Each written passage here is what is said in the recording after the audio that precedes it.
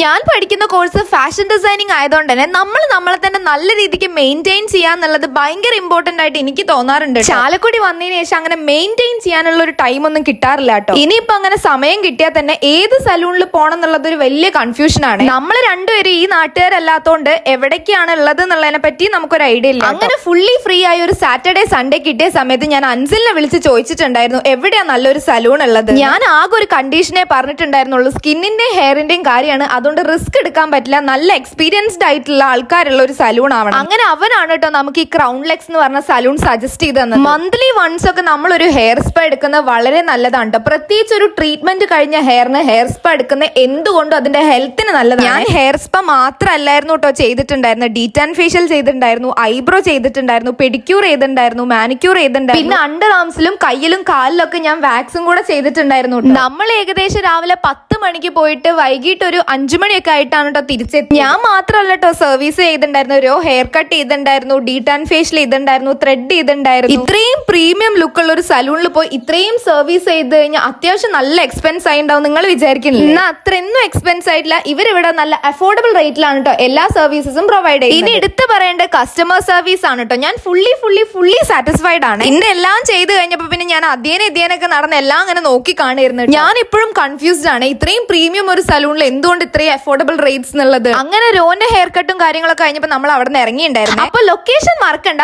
Mala കിഴക്കിയങ്ങാടി bus സ്റ്റോപ്പിന്റെ തൊട്ട് ബാക്കിലാണ്. അടിപൊളി സർവീസ് ആയതുകൊണ്ട് തന്നെ ഞാൻ നിങ്ങൾക്കും കൂടെ റെക്കമെൻഡ് ചെയ്യാണ്.